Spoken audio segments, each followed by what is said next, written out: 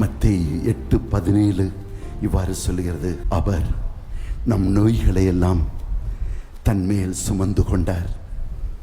அவர் நமக்கு மீட்பளிக்கும் இரட்சகராக, நம் பாவங்களை எல்லாம் நம்மை மன்னிக்கும் தேவனாக, நம் வியாதியிலிருந்து நமக்கு குணம் தரும் மருத்துவராய் இருக்கிறார். அதனால்தான் லேவி என்ற மனிதனை அழைத்த போது, மக்கள் முறுமுறுத்த போது அவர் சொன்னார், வியாதியோடு இருப்பவர்களுக்குத்தான் மருத்துவர் தேவை. இயேசு இன்றும் ஜீவிக்கின்றார். நீங்கள் எந்த வேதனையில் இருந்தாலும், துயரத்தில் இருந்தாலும், நாம் எல்லாரையும் காக்க அவர் வல்லமையுள்ளவராயிருக்கிறார். Price the lord. ஹல்லேலூயா, ஹல்லேலூயா, ஹல்லேலூயா. இயேசுவின் நாமத்தினால் எனக்கு மீட்பு உண்டு என்று அறிக்கையிடுங்க.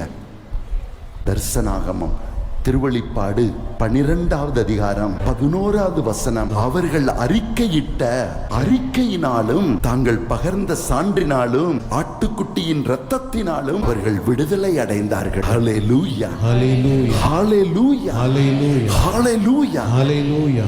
நாம் பிரச்சனையை பார்த்து சோர்ந்து போகக்கூடாது. மீட்பரை பார்த்து நாம் திடம் கொள்ளணும். நாம் அதை தாண்டி செல்லணும். ரோமையருக்கு எழுதிய திருமுகம் 8வது அதிகாரம் 13வது வசனம், உங்கள் மாம்சத்தின்படி நீங்கள் வாழ்ந்தால், வியாதியையும் துயரங்களையும் பார்த்து பார்த்து வாழ்ந்தால் அதிலே நீங்கள் சாவீர்கள். ஆனால் நீங்கள் தேவனை பார்த்தால், அவர் உங்கள் தேவன் என்று அறிக்கையிட்டால், அது வல்லமையினால் தீமையை நீங்கள் வெல்வீர்கள், வியாதியை நீங்கள் வெல்வீர்கள், மீட்பை நீங்கள் பெறுவீர்கள். ஹல்லேலூயா, ஹல்லேலூயா, ஹல்லேலூயா, ஹல்லேலூயா, ஹல்லேலூயா, ஹல்லேலூயா, ஹல்லேலூயா, ஹல்லேலூயா. ஆம், ஆண்டவர் நமக்கு இந்த 40 நாட்களை கிருபையின் நாட்களாக அவர் கொடுத்திருக்கிறார். விவிலியத்திலே 40 என்றால் பரிசுத்தமான நாள். Praise the lord. Hallelujah, hallelujah. நம் இரட்சகராம் இயேசு சுவாமி பரிசுத்த ஆவியால் நிரப்பப்பட்டு அவர் 40 நாள் பாலைவனத்திலே அவர் தங்கி, அவர் தன்னை ஆவியால் பலப்படுத்தி அழகையை அவர் ஜெயித்தார். ஹல்லேலூயா, ஹல்லேலூயா, ஹல்லேலூயா.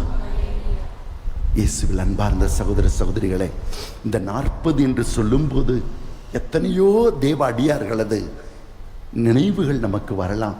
ஆனால் நமக்கு இருக்கிற கொஞ்ச நேரத்தில் இந்த 40 நாட்களில் தேவ மனுஷர்கள் எவ்வாறு தங்களை தூய்மைப்படுத்தி கொண்டார்கள், எவ்வாறு தங்கள் வாழ்க்கையை கிறிஸ்துவின் வல்லமையினால் அவர்கள் புதுப்படைப்பாக மாற்றிக்கொண்டார்கள். இந்த 40 நாட்களிலே தங்கள் பாவத்தின் கொடுமை மரணம் என்பதை உணர்ந்து அந்த பாவத்தை அறிக்கையிட்டு விட்டுவிட்டு அதிலிருந்து விடுதலை பெற்றார்கள். நல்ல பாப சங்கீர்த்தனம் அறிக்கையிட்டார்கள். இந்த 40 நாட்கள் கிருபையின் நாட்கள் என்பதை நாம் உணர்ந்து, இந்த நாட்கள் நம்மை தாண்டி செல்லும் போது நாம் இந்த சத்தியம் கூறுகின்ற தின்படி நமது வாழ்க்கையை அமைத்து கொள்ள தேவன் நம்மை அழைக்கின்றார். 40 நாள் பாவத்தின் கொடுமையால் பூமி முழுவதும் அழிக்கப்பட்டது. நாம் வாசிக்க கேட்கிறோம்.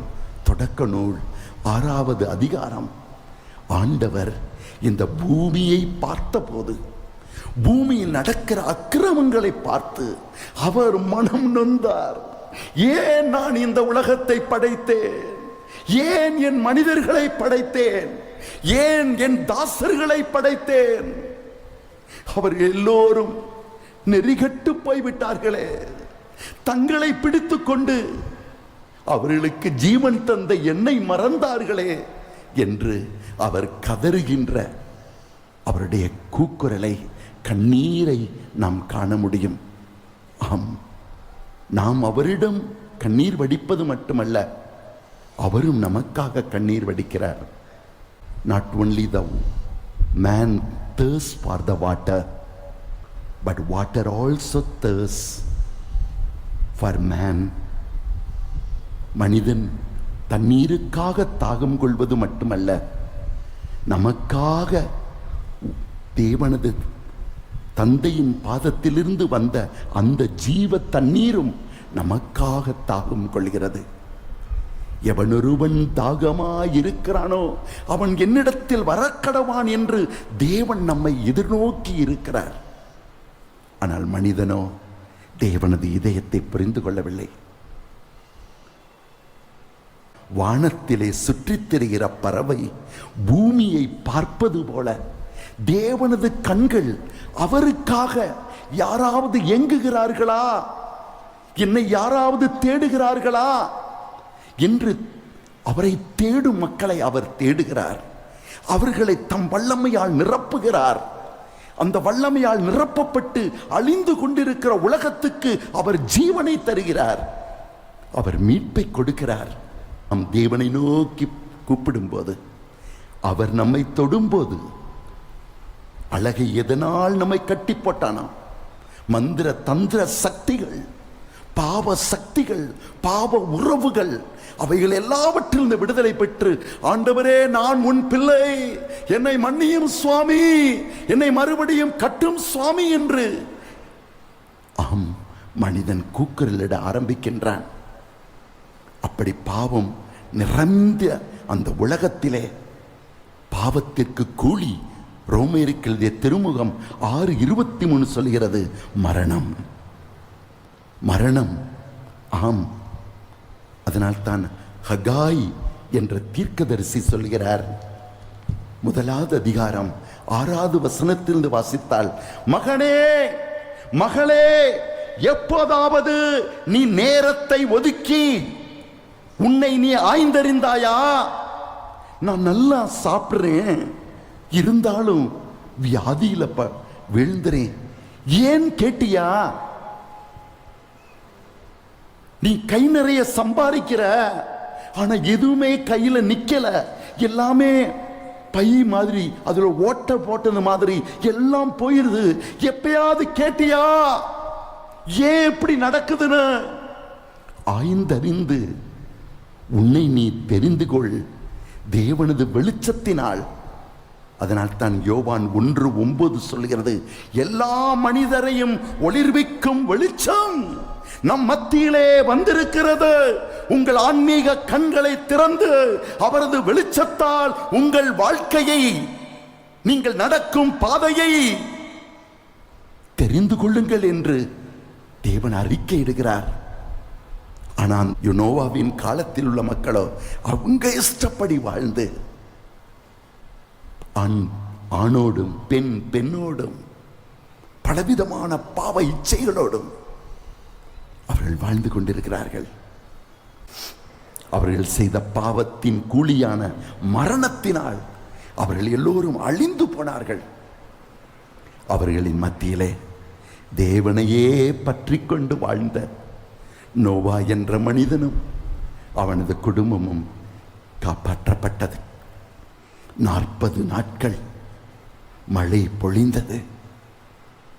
ஆனால் தேவன் சொன்னபடி அவன் கட்டின அந்த பெட்டி அந்த தண்ணீரில் மிதந்தது. ஆம் மகனே மகளே, ஆண்டவர் இன்று உன்னையும் என்னையும் அழைக்கின்றார். இந்த 40 நாட்கள் உலகம் என்ன சொல்லுது, உலக மக்கள் என்ன செய்றாங்க என்பதிலிருந்து உங்களை விடுவித்து தேவன் என்ன செய்கிறார், தேவன் எதற்காக எனக்கு வாழ்க்கை கொடுத்தார், என் வாழ்க்கை எப்படி இருக்கிறது என்பதை அறிந்து நாம் நம்மை ஆண்டவருக்கு ஒப்பு கொடுக்கும் போது அவர் நம் அந்த தண்ணீரிலே நம்மை மிதக்க வைப்பார், நம்மை காப்பாற்றுவார். சங்கீதம் 34:17 வசனம் இவ்வாறு சொல்கிறது, நீதிமான்கள் மன்றாடும் போது ஆண்டவர் செவிசாய்க்கிறார், அவர்களை எல்லா இடுக்கண்கள் இருந்தும் அவர் விடுவிக்கிறார். திருப்பாடல் 138 திருவசனம் 7, நான் துன்பத்தின் நடுவில் நடந்தாலும் என் உயிரை காக்கின்றீர். என் உயிரை காக்கின்றீர். என் எதிரிகளின் சினத்துக்கு எதிராக உமது கையை நீட்டுகின்றீர். உமது வலக்கையால் என்னை காப்பாற்றுகின்றீர். 8வது வசனம். நீ வாக்களித்த அனைத்தையும் எனக்கென செய்து முடிப்பீர். ஆண்டவரே என்றும் உள்ளது உமது பேரன்பு. உம் கைவினை பொருளை கைவிடாதேயும். திருப்பாடல் 147 10-11வது வசனம். குதிரையின் வலிமையில் அவர் மகிழ்ச்சி காண்பதில்லை. வீரனின் கால் வலிமையும் அவர் விரும்புவதில்லை. தமக்கு அஞ்சி நடந்து தம் பேரன்புக்காக நம்பிக்கையுடன் காத்திருப்போரிடம் அவர் மகிழ்ச்சி கொள்கிறார். அவரது பேரன்புக்காக நம்பிக்கையுடன் காத்திருப்போரிடம் அவர் மகிழ்ச்சி கொள்கிறார். அவரது அன்பை ருசிப்பவரிடம் அவரது அன்புக்காக காத்திருப்போருக்காய் அவரது இதயம் ஏங்கி நிற்கும். என்னை யார் அன்பு செய்கிறார்? என்னை யார் தேடுறார்? நான் தான் அவர்களுடைய வாழ்க்கையின் எல்லா நிலையிலும் அவர்களை காக்க வல்லமையுள்ளவர் என்று தன் பிரச்சனையை பார்த்து கலங்காமல், நீ என்ன செய்ய முடியும்? என் தகப்பன் உன்னதமானவர், எனக்கு போதுமானவர்னு சவால் விடுற ஆள் யாரு அப்படின்னு எதிர்பார்க்கிறார். நிறைய பேர் கடவுள்கிட்ட போய், அப்பா எப்ப பார்த்தாலும் கண்ணீர் அழுக, அப்பா என் பிரச்சனை பெருசா இருக்குப்பா. ஒரு சிலர் மட்டும்தான் பிரச்சனைகள் வந்தபோது கடவுள்கிட்ட பேச மாட்டாங்க, அவங்க பிரச்சனைகள்கிட்ட பேசுவாங்க. நீ என்ன செய்ய முடியும்? என் தேவன் பெரியவர், என் தேவன் வல்லவர். அவர் முன் நீ சுண்டக்கா, நீ சுட்டி எரிக்கப்படுவாய், உன் வாள் அறுக்கப்படும். தேவனை, அதனால்தான் யோபு என்ற பக்தன் சொன்னான். யோபு 29வது அதிகாரம் 3வது வசனம். அவன் சொன்னான், அவர் விளக்கு என் தலை மீது ஒளி வீசிற்று. அவரது ஒளியால் இருளில் நான் நடந்தேன், இருளை நான் தாண்டி நடந்தேன். அவர் சொல்றாரு, என் தலை மேலே உமது வெளிச்சத்தை வைத்தேன். தலை என்றால் என்ன?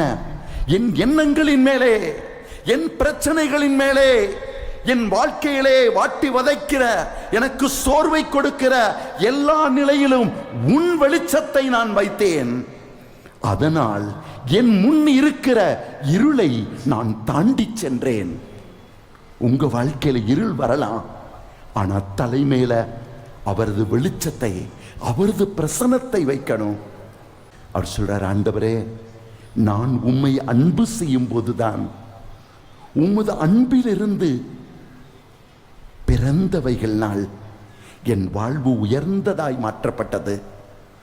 எவனொருவன் தேவனை அன்பு செய்ய கற்றுக்கொண்டானோ, when I learned to love you, have intimacy with you, I learned to possess the prime of my life.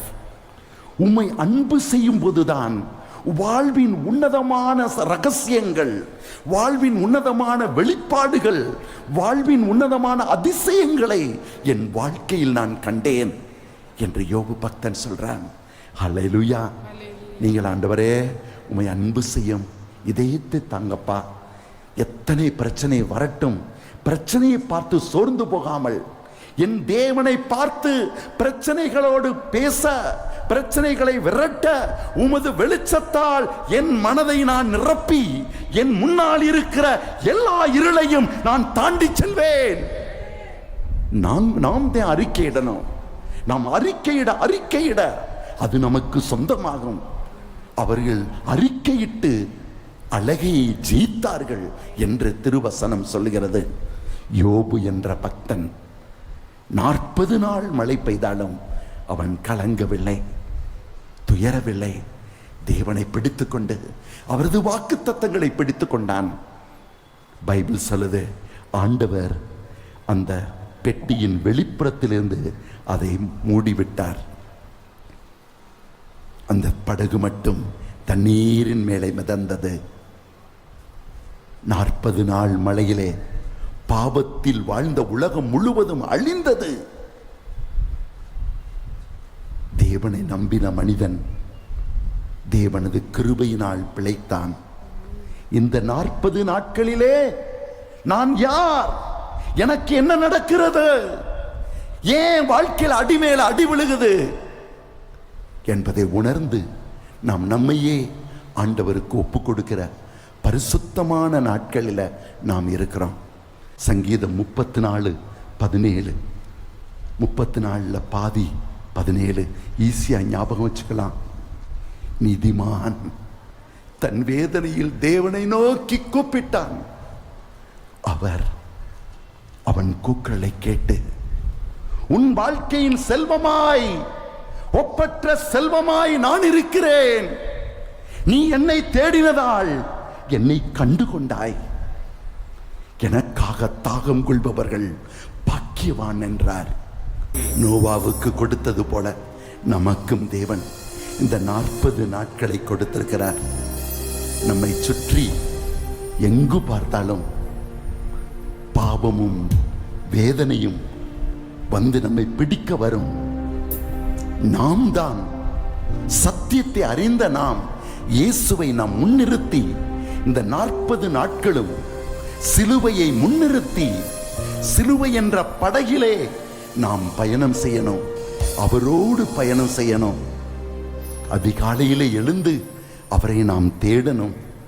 நாம் அவரை தேடினால் நாம் கண்டுகொள்வோம், அவரை கண்டுகொள்ள முடியும் என்று எரேமியாவின் புஸ்தகம் 29வது அதிகாரம் 13வது வசனம் இவ்வாறு சொல்கிறது, நீங்கள் என்னை தேடுவீர்கள், உங்கள் முழு இதயத்தோடு என்னை தேடும் பொழுது நீங்கள் என்னை கண்டடைவீர்கள். ஆம், முழு இதயத்தோடு தேடுகிற நாட்கள்.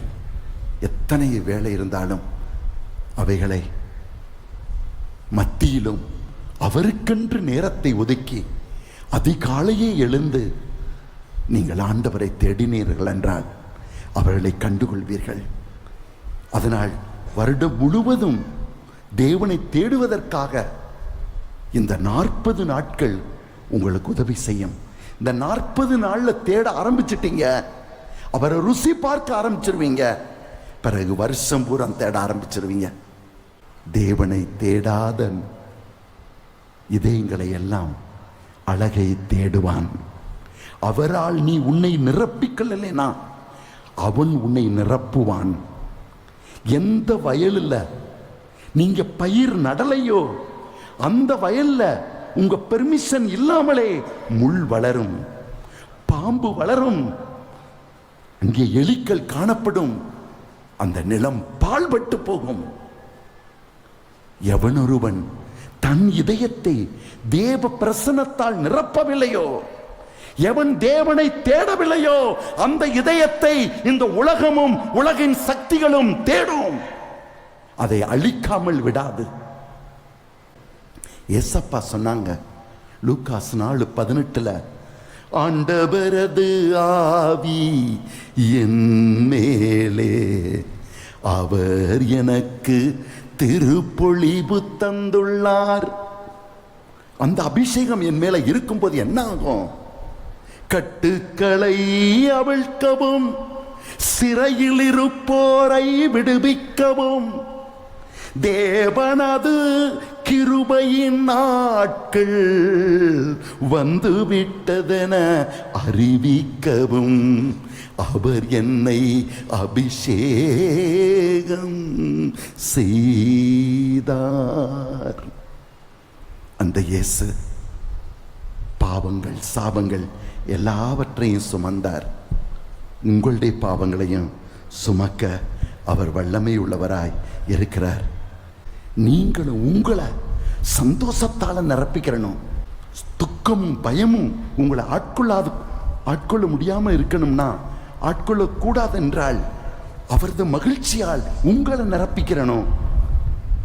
வசனம் சொல்லுகிறது, நெகேமியா 8:10, கடவுளில் மகிழ்வதுதான் உனக்கு தைரியமும் பலனையும் தரும். உன்னுடைய வாழ்க்கை பலனாக தைரியமாக இருக்கணுமா? நீ தேவனை துதிக்க துதிக்க அவரை உன் பலனாக மாற்றிக்கொள்ள அவர் உன் பலனாக மாறுவார். ஆண்டவரே, அதனால்தான் யோவான் 1:11 சொல்லுகிறது, அவர் தன் மக்களை தேடி வந்தார், ஆனால் தன் மக்களோ தங்களது வாழ்க்கையிலும் தங்களது பிரச்சனைகளையும் தங்களது காரியங்களையுமே மனதிலே நிறுத்தி அதிலே அழிந்து கொண்டிருந்தார்கள். ஆனால் 12வது வசனம், அவரை ஏற்றுக்கொண்டோர் யாரோ அவர்கள் எல்லோருக்கும் தேவனது பிள்ளைகளாகும் பாக்கியத்தை கொடுத்தார். He gave them the power to become his children. Hallelujah, hallelujah. ஆம், தேவனோடு இருக்கும் வரைதான், அவரது பிரசன்னத்தை நாம் சுமக்கும் வரை இந்த உலகத்தின் சக்தி நம்மை தீண்டாது. லேவியாகமம் வாசிக்க கேட்கிறோம். அதுல 6வது அதிகாரத்தில் இவ்வாறு எழுதப்பட்டிருக்கிறது. நீங்க வீட்டில் போய் படிங்க. அந்த அத்தியாயம் மொத்தமும் என்ன சொல்லுது? உன் இதயம் என்ற பலிபீடத்திலே நெருப்பு, தேவ பிரசன்னம் கண்டிப்பா இருக்கணும். அதை நீங்க கவனிக்கணும். நெருப்பு போயிருச்சுன்னா மறு நிமிஷம் நாகப்பாம்பு, ஏன்னா நெருப்புல இருந்து வர்ற அந்த சாம்பல்னா அதுக்கு ரொம்ப இஷ்டம், அதை சாப்பிட வரும். அந்த அடுப்புக்குள்ளேயே தன் வாசத்தை உருவாக்கிறோம். ஒரு காலத்துல நீ ஆண்டவருக்காக எரிந்து கொண்டிருக்கலாம். நேத்து சாப்பிட்ட சாப்பாடு உனக்கு இன்னைக்கு உதவாது. இன்னைக்கு உன்னுடைய வாழ்க்கைக்கு இன்னைக்கு நீ சாப்பிடணும் ஏதாவது. ஒவ்வொரு நாளும் நாம் தேவ பிரசன்னத்தால் நம்மை நிரப்பிக்கிறணும். கடவுளது வார்த்தையை படித்து அவருடைய எண்ணங்களால் நம்முடைய எண்ணங்களை புதுப்படைப்பாக்கிக்கிறணும். அவரது பிரசன்னத்தால் நம்மை நிரப்பிக்கிறணும். ஆம், எலியா ஒரு காலத்துல தேவனுக்காக வாழ்ந்தவர். அவர் தேவ வல்லமையோடு இருக்கும் போது, அவர் உபவாசம் இருந்து ஜெபிக்கும் போது மழை வரக்கூடாதுன்னு அறிக்கையிட்டார். அவ்வளவுதான், மழை வரவில்லை. ஆண்டுகள் உருண்டோடின. அவர் கார்மேல் மலையிலே முழங்கால் இருந்து ஜெபித்து 420 பேர் பால் தேவனை ஆராதிக்கின்ற அந்த மனிதர்களோடு அவன் சவால் விடுகிறான். நீ 420 பேர் இல்லையா, 4200 பேர் இரு. நீ அதிகாரியாயிரு, நீ ராஜாவாயிரு. தேவ பிரசன்னத்தை நான் சுமந்து இருக்கும் வரை நீ என்னை தொட முடியாது. தேவ பிள்ளைகள் அறிக்கையிட முடியும். எவனை பார்த்தும் பயப்பட அவசரம் இல்லை, எந்த அதிகாரத்தை பார்த்து பயப்பட அவசரம் இல்லை. எல்லாம் விண்ணையும் மண்ணையும் படைத்தவர் உன்னை ஆள்கையிலே நீ எல்லாத்தையும் ஆள்வாய். அவன் அவ்வாறு வீராப்போடு வாழ்ந்தான். அவர்களை அழைத்தான், வாங்க. இஸ்ராயேல் மக்களை அழைத்தான், வாங்க, உங்கள் தேவன் யார் என்று அறிந்து கொள்ளுங்கள். இப்போதாவது தேவ வல்லமையை அறிந்து தேவனுக்கு உங்களை ஒப்பு கொடுங்கள். படிக்கலாம். முதல் அரசராகமம் 18வது அதிகாரம் 21வது வசனம். அவர்கள் 420 பேர் வந்து காளை மாட்டை வச்சு அவங்க அழுது ஜெபிக்கிறாங்க. அவங்க சொன்னது மாதிரி நெருப்பு போடாம, அவங்க கடவுள் உண்மையான கடவுள்னா மேலிருந்து நெருப்பு வரணும். ஆனால் எலியா அதற்கு முந்தின நாளே சென்று அந்த இடத்தை தேவ பிரசன்னத்தால் நிரப்பினான். நீ எந்த இடத்தை தேவ பிரசன்னத்தினால நிரப்பியோ அங்க எந்த மந்திரமும் எந்த சக்தியும் பலிக்காது. 420 பேர் இருந்து கத்துறாங்க. ஒரு சின்ன மந்திரம் சொன்னா நெருப்பு வந்துடும் அவங்களுக்கு. ஆனா தேவ பிரசன்னத்தினால் கட்டப்பட்ட அந்த இடத்துல அவங்களால ஒண்ணுமே செய்ய முடியல. அப்போது எலியா என்ன சொன்னார்? வாசிக்க கேட்போம். எலியா மக்கள் அனைவர் முன் சென்று எத்தனை நாள் எத்தனை நாள் இருமனதோடு தத்தளித்துக் கொண்டிருக்க போகிறாய். ஆண்டவர் தான் யாரோ சொல்லிட்டாங்க, மந்திரம் அங்கேயும் போறது இங்கேயும் போறது. எவ்வளவு கொடூரமான நாட்களில் நாம் இருக்கிறோம். எலியா சொன்னார், எத்தனை நாள் இருமனதோடு. யாரோ சொல்லிட்டாங்க, அங்க போவோம் மந்திரம் பழிக்கும், இங்க போனா வீட்டுக்கு நல்லா நடக்கும். தேவனை மறந்து நீ எங்கு சென்றாலும் ஒரு சில நாட்களுக்கு உனக்கு உதவி செய்வது போல அந்த கயிறும் அந்த தாவீசும் இருப்பது போல உனக்கு தெரியும். மறுநாள் அதே உன்னை அடிக்கும். தேவன் ஒருவர் தான் நம் பாவங்களை சுமந்து மன்னித்து நமக்கு மீட்பு கொடுப்பவர். மகனே மகளே, ஏமாந்து போகாதே, உன் வாழ்க்கையை அழித்துக் கொள்ளாதே. அவர் சொல்லுகிறார், எத்தனை நாள் இருமனதோடு தேவனை தேடுறேன், அவர் உதவி செய்யலைன்னா வேற பக்கத்தில் போயிறேன். அதனால்தான் அது ஒரு பெரிய பாவம். என் மனதை தேவன் மேல் நிறுத்தாததுதான் பெரிய பாவம். அதனால்தான் சங்கீதம் 51:10 தாவீது சொன்னான், நிர்மல ஹృదయము నాకు దయచేయుము, నీలో స్థిరముగా నిలబడే మనసు నాకీయుము, நிர்மலமான பரிசுத்த இதயத்தை எனக்கு தாரும், உம்மிலே எப்போதும் நிலை நிற்கின்ற அங்கும் இங்கும் சாயாமல் உன்மீதே சார்ந்து நிற்கின்ற மனநிலையை எனக்கு தாரும். அவன் ஜெபித்தான்.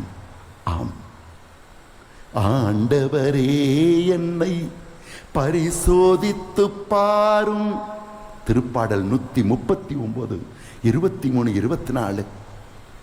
நான் என் இதயம் உம்மை விட்டு அகன்று போனதோ, அதை அறிந்து கொள்ள ஞானம் தாரும். இசையாஸ் 26:3. ఎవని మనస్సు ప్రభు మీద ఆనుకొనియున్నదో వానిని ప్రభుని శాంతి நிம்பிவேயுனு. யாருடைய மனது தேவன் மேலே சார்ந்திருக்கிறதோ அவர்களை தேவன் தனது சமாதானத்தால் நிரப்பிடுவார். ஹல்லேலூயா. எலியா சொல்றான், எத்தனை நாள் இரண்டு மனதாய் நீங்கள் தத்தளித்துக் கொண்டிருப்பீர்கள். மனது ரெண்டாகும் போது வாழ்க்கை தத்தளிப்பான வாழ்க்கையாக, நிம்மதியற்ற வாழ்க்கையாக போய்விடும். ஆனால் அந்த மக்களோ, வாசிக்க கேட்போம், ஆண்டவர் தான் கடவுள் என்றால் அவரை பின்பற்றுங்கள், பாகால் தான் என்றால் அவன் பின்னே செல்லுங்கள். அப்பொழுது எலியா மக்களிடம் ஆண்டவரின் திருவாக்கினருள் நான் ஒருவன் தான் என்றிருக்கிறேன், பாகாலின் பொய் வாக்கினரோ 450 பேர் இருக்கின்றனர். பாருங்க, அவ்வளவு பேர் இருந்தாலும் தேவ வல்லமையோடு அவன் அழகையை வென்றான். அவன் முழங்காலிருந்து ஜெபித்த போது வானகத்திலிருந்து நெருப்பு வந்து அந்த பலியை ஏற்றுக்கொண்டது. அந்த பால் தேவத்தை ஆராதிக்கிற தீர்க்கதரிசிகள் கொல்லப்பட்டார்கள். தேவனது ராஜ்யம் கட்டப்பட்டது. அந்த எலியாவையும் பலவீனப்படுத்தினான் சாத்தான். 19வது அதிகாரத்தில் வாசிக்கிறோம். அந்த எலியா தேவனுக்காக வாழும்போது அந்த தேசத்தை ஆண்டு கொண்டிருக்கிற சாத்தானை வழிபடுகிற எசபேல் என்ற பயங்கரமான சூனியக்காரி எலியாவை பிடித்துக் கொள்ள நினைக்கிறாள். அவள் ராஜாவின் மனைவி என்று அறிந்து, ஆகாப்பின் மனைவி என்று அறிந்து, அவனது மனதிலே அழகை பயத்தின் ஆவி அவனிலே நுழைகின்றான். நீங்கள் ஜாக்கிரதையாக இல்லைனா எவ்வளவு பெரிய தீர்க்கதரிசி, வானகத்திலிருந்து நெருப்பையே கொண்டு வந்தவர், அவனையும் இந்த அழகை விட்டுவிடல. 19வது அதிகாரம் 3வது வசனம் சொல்லுகிறது, அவன் அழகையினால் அவன் அடிக்கப்பட்ட போது முதலாவது அவன் அச்சமுற்று பயத்தினால் கட்டப்பட்டான். இரண்டாவது தம் உயிரை தன் உயிரை காத்துக்கொள்ள வேண்டும் என்று தப்பி ஓடினார். அவன் தப்பி தேவனை விட்டு, தேவன் எந்த இடத்துல அவனுக்கு மிஷன் கொடுத்தாரோ, எந்த இடத்துல அவன் உழைக்கணும் சொன்னாரோ அந்த இடத்திலிருந்து அவனை அகற்றினான். ஆண்டவர் உங்களை எங்க வச்சிருக்கிறாரோ, எந்த குடும்பத்தில் வச்சிருக்கிறாரோ அந்த குடும்பத்திலிருந்து அகற்றுவான். ஜாக்கிரதையா இருக்கணும். உங்க மனைவி இருக்கும் போதே இன்னொரு பெண்ணை கொண்டு வருவான். உங்க கணவர் இருக்கும் போதே இன்னொரு ஆள் உங்க வாழ்க்கையில நுழைய வைப்பான். உங்கள் கண்முன்னே உங்களுடைய குழந்தைகள் பாவ வாழ்க்கையை வாழ்வதை காண வைப்பான். நீங்கள் மனம் சோர்ந்து போய் உங்களையே இழந்து விட வைப்பான். நீதிமொழிகள் 17வது அதிகாரம் 22வது வசனம் சொல்கிறது, ஒரு மனிதன் துக்கத்துக்கு இடம் கொடுத்தால், பயத்துக்கு இடம் கொடுத்தால், அந்த மனிதனது சரீரத்தில் இருக்கிற எலும்புகள் எல்லாம் உலர்ந்து போகும். அவன் நடக்க முடியாது. பயம் ஒரு பயங்கரமான ஆவி. அதனால்தான் 2வது தீமோத்தி 1:7 தேவன் நமக்கு பயத்தின் ஆவியை கொடுக்கவில்லை, மாறாக அன்பு, தைரியம், கட்டுப்பாடு என்ற ஆவிகளை ஆண்டவர் நமக்கு கொடுத்திருக்கிறார் என்று விவிலியம் நமக்கு கற்றுக் கொடுக்கிறது. ஹல்லேலூயா. எலியா பயந்த போது முதலாவது பயத்தின் ஆவி, இரண்டாவது எந்த இடத்துல எந்த குடும்பத்துல எலியாவை வச்சாரோ அந்த குடும்பத்தை விட்டு ஓடுறான். அந்த தேவன் கொடுத்த அந்த மிஷன், அந்த உன்னதமான அழைப்பை விட்டு ஓடுறான். நாலாவது தேவன் அவன் கையில ட்ரைனிங் பண்றதுக்கு கொடுத்த அந்த மனுஷனை விட்டு ஓடுறான். ஒரே மனிதனா அவன் டிப்ரெஷன் ஆகி, சாப்பிட்டீனா, கொண்டேனா, ட்ரெஸ் எப்படி போட்டிருக்கேன் ஒண்ணுமே தெரியல, அப்படியே நடந்து போய்கிட்டே இருக்கான். கடைசியில பாம்பும் தேளும் இருக்கிற சாத்தானின் பூஜை செய்கிற அந்த மரத்து அடியில போய் படுத்துறான். நீ தேவனை பிடித்துக் கொள்ளலைன்னா அந்த தருணம் தான் அழகை உங்களை அழிக்கும் தருணம். மகனே, மகளே, தேவன் உன்னை தேடி வர்றார். எலியா அழுது போறான், கதறிக்கிட்டு போறான், ஐயோ ஐயோன்னு. ஆனால் ஆண்டவர் அவனை கைவிடல. அவனுக்கு தூதனை அனுப்பி, முதல்ல அவனுக்கு அவசரம் என்ன, சோர்ந்து போன அவன் சரீரத்துக்கு அப்பத்தையும் தண்ணியையும் கொடுத்து அவனை எழுப்புறாரு. அவன் சாப்பிட்டு மறுபடியும் படுத்துறான். ஆனா ஆண்டவரோ அவனை கைவிடல. சில நேரங்கள்ல நாம் ஆண்டவரது குரலை கேட்டும் மறுபடியும் விழுந்துறோம். ஆனா நாம் எழுந்து நிற்கும் வரை நம் தேவன் நம்மை கைவிடுவதில்லை. மறுபடியும் தட்டுறாரு, தம்பி எந்திரி, எலியா எந்திரி, எழுந்திரு எழுந்திரு. அவரே உங்களை கைவிடலைங்க, நீங்க ஏன் உங்களை கைவிடுறீங்க? ஏதோ பெரியதை இழந்து விட்டது மாதிரி சோர்ந்து போனீங்களே, ஏன்? அவர் நம்மை கைவிடுவதில்லை. எதற்காக நம்மை அழைத்தாரோ அதை நிறைவு செய்யும் வரை அவர் நம்மை விட்டு விலகுவதில்லை, நம்மை கைவிடுவதும் இல்லை. மறுபடியும் அழைக்கிறார். அவன் எழுந்தான். மறுபடியும் ரொட்டியும் தண்ணி கொடுக்கிறாரு. கொடுத்து சொல்றாரு, தம்பி நீ எங்கப்பா இருக்கிற? எங்க இருக்க வேண்டிய ஆள் எங்க வந்துட்ட? பரவாயில்ல, இதுப்பா இந்த இடத்துல நான் இருக்கேன் உன்னோட. நான் உன்னோடு இருப்பதை நீ அறியாததால் நீ எங்கெங்கேயோ அலைஞ்சுக்கிட்டு இருக்கிற. இப்போ என் வார்த்தையை பிடித்துக்கொள். இந்த 40 நாட்களும் தேவனது வார்த்தையை இரவும் பகலும் தியானித்து அந்த வார்த்தையை பிடித்து கொள்ள தேவன் நம்மை அழைக்கும் நாட்கள். ஆம், நீ இப்போது இந்த மலை மீது ஏறு தம்பி. நான் கொடுத்த அந்த உணவின் சக்தியினால் ஏறு.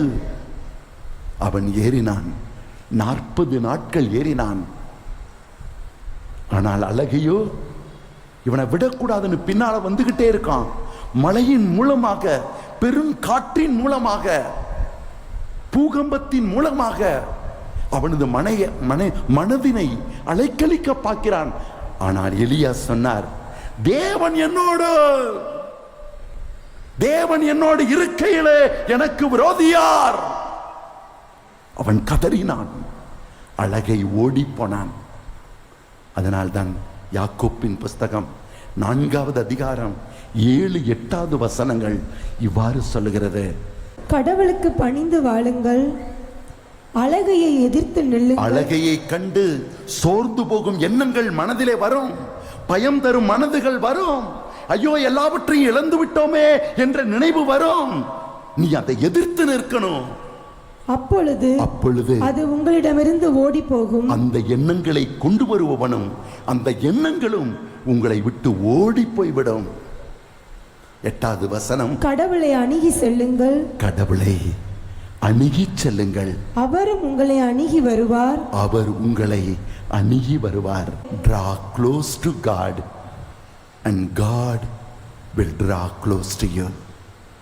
எலியாவை அழைத்த தேவன் எலியாவுக்கு 40 நாட்கள் கொடுத்து, தேவ பிரசன்னத்தால் இருந்த அந்த மனிதன் தேவ பிரசன்னத்தால் 40 நாட்கள் மலையை ஏறி அபிஷேகம் பெற்று கீழே வந்து சமாரியா ராஜாவை, இஸ்ராயேல் ராஜாவை அவன் அபிஷேகம் செய்தான். தனக்கு பின்னால் வாழ எலிசா என்ற தீர்க்கதரிசி அபிஷேகம் செய்தான்.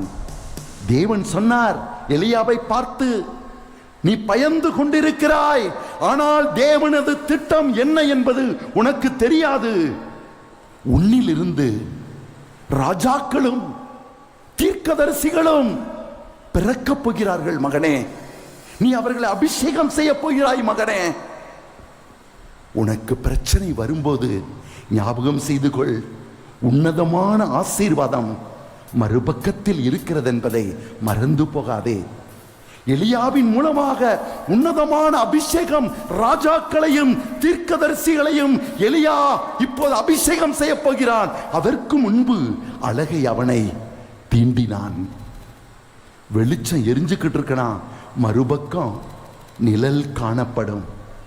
உங்க வாழ்க்கையிலையும் இருளான நிழலை பார்த்து பயப்படாதீங்க. திடீர்னு உங்க வாழ்க்கையில ஒரு விதமான நிழல், ஒரு விதமான அழகையின் தடங்கல்களை காண்கிறீர்களா? மறுபக்கம் வெளிச்சம் ஒளிர்கின்றது என்பதை மறந்து விடாதீர்கள். உங்களது எண்ணங்களை கெடுப்பதற்கு அலைகை வருவான். பாவ எண்ணங்களை செல்போன் மூலமாக கொண்டு வருவான், டிவி மூலமாக கொண்டு வருவான். நீங்கள் பார்ப்பதின் மூலமாக உங்கள் உள்ளத்திலே நுழைந்து உங்கள் எண்ணங்களை கெடுப்பான். அவ்வளவுதான். அதிலிருந்து அதனால் கட்டப்படுவீர்கள். உறக்கம் வராது. அந்த எண்ணங்களின் மூலமாக அழகை உங்களுக்குள்ளே நுழைவான். தாவீது தன் இளம் வயதிலே ஆண்டவரை நோக்கி ஜெபித்தான். ஆண்டவரே, ஒரு வாலிபன் தன் வழியை எப்படி பரிசுத்தமாய் பாதுகாத்துக் கொள்ள முடியும்? அதற்கு தேவன் தந்த பதில், தன் மனதை தேவனது எண்ணங்களால் நிரப்பிக் கொள்வதுதான். மோயிசன் 40 நாட்கள் இரவும் பகலும் தேவ பிரசன்னத்தால் தன்னை நிரப்பிக் கொண்டான். தன் மக்களை நடத்தும் பாதை முள்ளும் கல்லும் நிறைந்த பாதை. அதில் நடக்கணும்னா, தேவனை பின்பற்றணும்னா மனது பண்பட்டு இருக்கணும், மனது பலப்பட்டு இருக்கணும். அது கடவுளது வார்த்தையால் தான் அது சாத்தியமாகும். அதனால்தான் தேவன் சொன்னார், வாலிபன் ஒவ்வொரு நாளும் தேவனது வார்த்தையினால் தன் மனதை நிரப்பிக் கொள்ளணும். நீங்களும் உங்களது இதயத்திலே கைகளை வைத்து, ஆண்டவரே, இந்த இதயம் பரிசுத்தமா இருக்கணும்னா, இந்த எண்ணங்கள் பரிசுத்தமா இருக்கணும்னா உமது வார்த்தையை படிக்கணும்பா. இந்த 40 நாட்கள் தபசு நாட்கள் உமது வார்த்தையை படிக்கும் நாட்கள், உமது வார்த்தையை தியானிக்கும் நாட்கள். உமது வல்லமையான எண்ணங்களினால் எங்களது எண்ணங்களை புதுப்படைப்பாக்கும் நாட்கள். ஆம், நோவாவுக்கு அந்த 40 நாட்களை கொடுத்தீர் பாவத்தை எதிர்த்து நிற்க. ஆம், எலியாவுக்கு அந்த 40 நாட்களை கொடுத்தீர் வானகத்தின் அக்கினியை கொண்டு வர, மலை மேலே ஏறிட. தேவனது திட்டம் அவன் மூலமாக நிறைவேற உங்களது வாழ்க்கையிலே தேவன் பலவிதமான திட்டங்களை வைத்திருக்கிறார். அது நிறைவேற விடாமல் அழகை உங்களோடு யுத்தம் செய்கிறான். இந்த 40 நாட்கள் நீங்கள் கடவுளது வார்த்தையை கேட்கும் போது, எலியா கேட்டு மலை மேல் ஏறினான். அவரது வார்த்தை அவன் நினைவாக இருந்ததால் எந்த நினைவையும் அவனை ஜெயிக்க விடவில்லை. எண்ணங்களை எண்ணங்களால் தான் ஜெயிக்கணும். ஆண்டவரிடம் ஜெபிப்பீங்களா? வாலிபன் தனது வழிதனையே எதனால் சுத்தம் பண்ணுவான்? வாலிபன் தனது வழிதனையே எதனால் சுத்தம் பண்ணுவான்? தேவனே உமது வார்த்தையின்படியே காத்து கொள்வதினார். தேவனே உமது வார்த்தையின்படியே காத்து கொள்வதனார். ஆண்டவரே, உம் பாதம் சரணடைந்தே அடிமை நாணையா. ஆண்டவரே, உம் பாதம் சரணடைந்தே அடிமை நாணையா. ஆம், அவ்வளவுதான். அவர் உன்னை பொறுப்படுத்திக் கொள்வார். வெளிச்சம் உன்னை நிரப்பின போது இருளுக்கு என்ன வேலை? இருளை பார்த்து பயப்படாதே, வெளிச்சத்தை பெறுவதிலே கவனமாயிரு. நீ உன் வெளிச்சத்தை பெறுவதிலே கவனமாக இரு. அது இருளை எங்க வைக்கணுமோ அங்கே வைத்துவிடும். நீயும் அந்த அன்னை மரியின் பிள்ளை என்றால் அவரது வார்த்தையை கேட்கும் மகள், கேட்கும் மகன், அதை அறிந்து கொள்ளும் மகன். வார்த்தையை கேட்டு விட்டு விடாதே.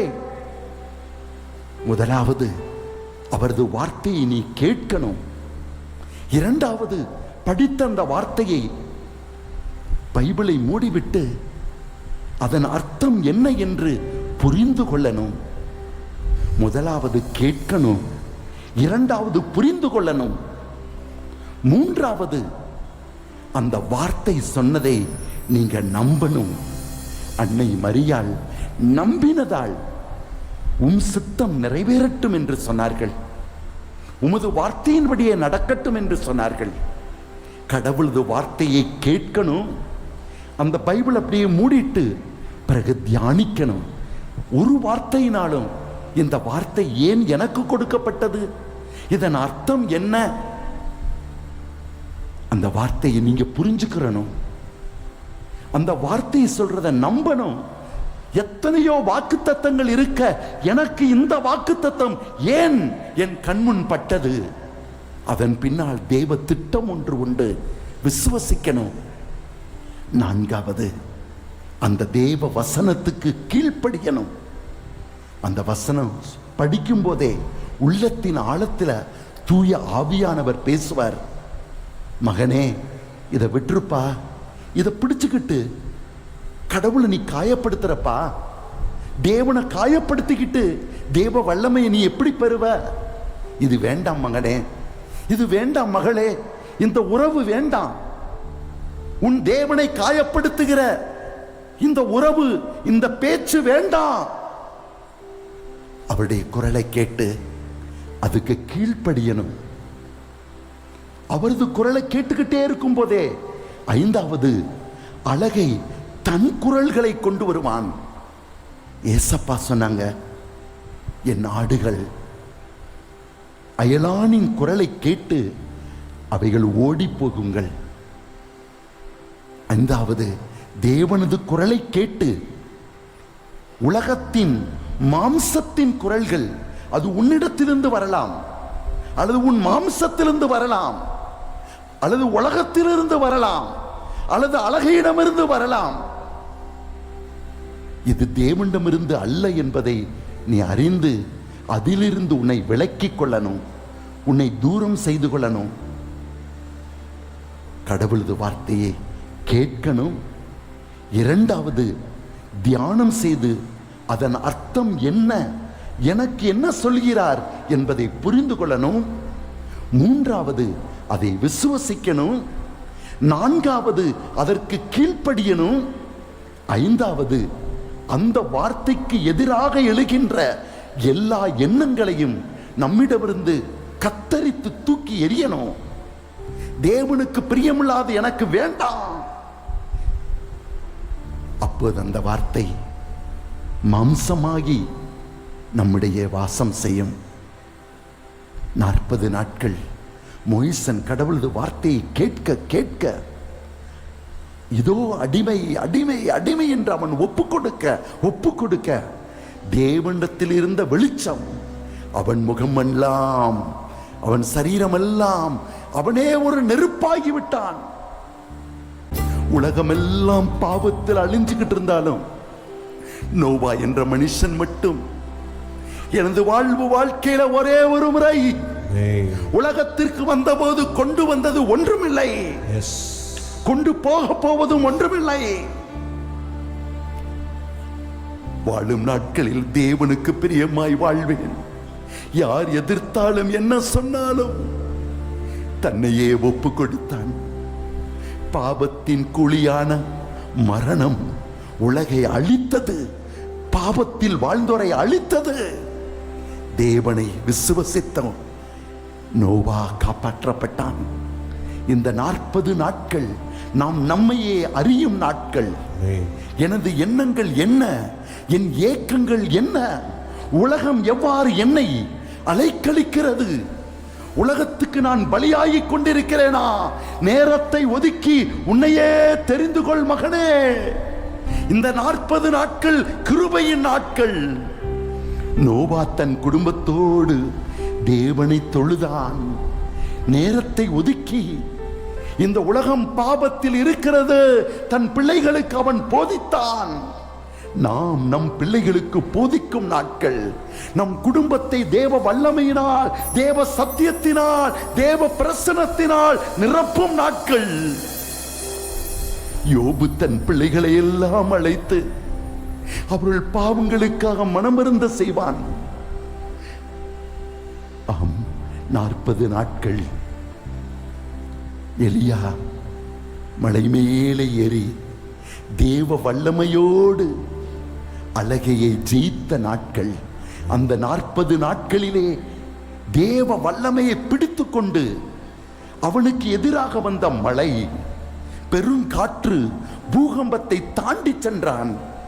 நீங்களும் தேவ வல்லமையை இந்த 40 நாட்கள் பிடித்துக் கொண்டு உங்கள் வாழ்க்கையில் இருக்கிற பாவ கட்டுக்கள் இருந்து நீங்கள் வெளிவர வேண்டும். உங்கள் பாவ உறவுகள் இருந்து நீங்கள் வெளிவரணும். இந்த 40 நாட்கள் கிருபையின் நாட்கள். மோயிசன் 40 நாட்கள் மலைமேல் ஏறி கடவுளது வார்த்தையை கேட்டு தன் மக்களை வழிநடத்த அவன் சத்தியத்தை பெற்றுக்கொண்ட நாட்கள். நீங்களும் இந்த 40 நாட்களிலே தேவனது வார்த்தையை, அவரது வல்லமையை, அவரது பிரசன்னத்தை நீங்கள் பெற்றுக்கொள்ளணும். நீங்க போதும் ஈசப்பா, உங்க சமூக எனக்கப்பா, நீங்க போதும் ஏசப்பா, உங்க சமூக எனக்கப்பா. அப்படியே முழங்கால இருந்து இயேசுவின் ஆசீர்வாதத்தை பெற்றுக்கொள்வோம். இயேசுவின் அன்பை மறந்திடுவாயோ? மனித பண்பிருந்தால் நீ மறந்திடுவாயோ? நீ மறந்திடாதில் இருக்க அவர் சிலுவையிலே சிந்தின இரத்தத்தை நீ நினைவு கூறாயோ? அதிசயமான அன்பு, அகலமகற்ற அன்பு, அதை யாருமே புரிந்து கொள்ள முடியாது. அந்த அன்பு உனக்கு வேணும். அது இல்லைன்னா மோகம் உன்னை பிடிச்சுக்கிறோம், அழகை உலகம் பிடிச்சுக்கிறோம். அந்த அன்புனால உன்னை நிரப்பிக்கொள். ஒவ்வொரு நாளும் எழுந்து மிக விசேஷமாக இந்த 40 நாட்கள் தேவ அன்பினால், தேவ வல்லமையினால், தேவ பிரசன்னத்தினால், தேவ வார்த்தையினால் நிரப்பிக்கொள்ளுங்க. அந்த சிலுவையை தியானியுங்கள். அந்த சிலுவையிலிருந்து வந்த இரத்தம் உங்களை கழுவி சுத்தி செய்வதாக, அவர் பெற்ற காயங்கள் உங்கள் காயங்களை குணமாக்குவதாக, அவர் அணிந்த முள்முடி உங்கள் வாழ்க்கையில் இருக்க சாபங்களை எல்லாம் அகற்றி போடுவதாக, அவர் தந்த மீட்பு உங்களுக்கு ஜீவனையும் இரட்சணியும் கொடுப்பதாக. இயேசுவின் நாமத்தில் ஜெபிக்கிறோம் நல்ல பிதாவே. ஆமென். ஆமென். ஆமென்.